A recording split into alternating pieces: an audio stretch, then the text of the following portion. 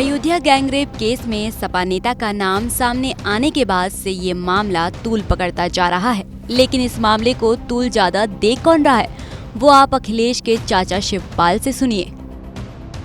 तो राजनीति जो ऐसा घटना में भी राजनीति कर रहे हैं, और जो केवल राजनीति इसलिए भी कर रहे हैं कि वहाँ पर उपचुनाव है, बदनाम करने के लिए।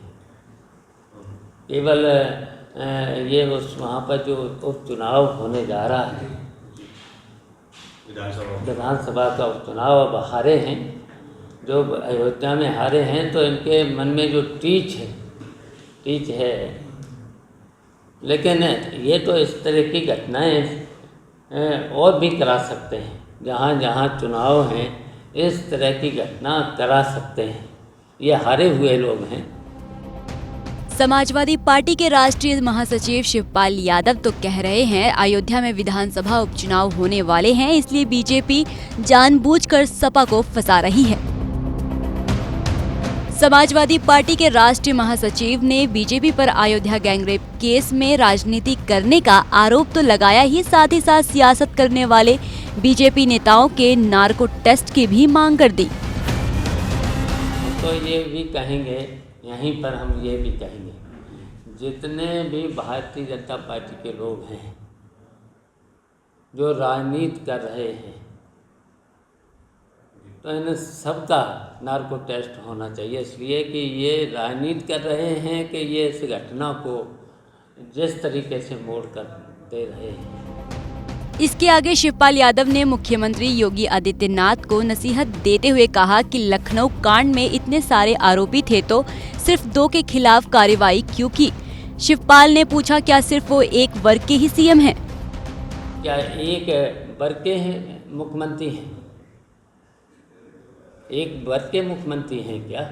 ये तो पूरे जनता के मुख्यमंत्री हैं।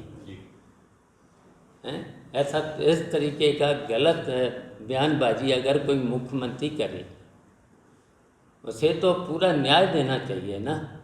ये तो एक वर्ग के मुख्यमंत्री नहीं हैं, तो क्यों नहीं श्वेत पत्र जारी करते? सबके साथ उस घटना में तो बहुत लोग थे, तो 2 ही पर कार्रवाई क्यों हो रही? सब पर हो कार्रवाई।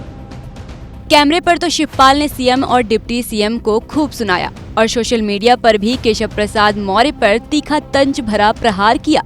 केशव प्रसाद मौर्य के एक पोस्ट पर उन्होंने जवाब देते हुए लिखा, मैं अयोध्या की घटना की कड़े शब्दों में निंदा करता हूं। वे साथ ही श्री पवन पांडे द्वारा किए गए नार्को टेस्ट की मांग का समर्थन भी करता हूं। उप मुख्यमंत्री श्री केशव प्रसाद मौर्य का भी नार्को टेस्ट होना चाहिए, ताकि यह स्पष्ट हो सके कि संवेदनशील विषयों पर घटिया राजनीति कौन कर रहा है। दरअसल केशव प्रसाद मौर्य ने एक्स पर सपा पर गंभीर आरोप लगाते हुए कहा था कि बलात्कारियों को बचाना सपा की जन्मजात फितरत है। अगर बलात्कारी मुसलमान हो तब पूरा का पूरा सफाई परिवार उसे बचाने के लिए खूंटा गाड़ देता है। सपा होगी सफा। बता दें कि अयोध्या में 12 साल की नाबालिग बच्ची के साथ गैंगरेप हुआ था, जिसके आरोप सपा नेता मोहित खान पर लगे हैं। इसी वारदात को लेकर सपा और बीजेपी एक दूसरे पर हमलावर हैं।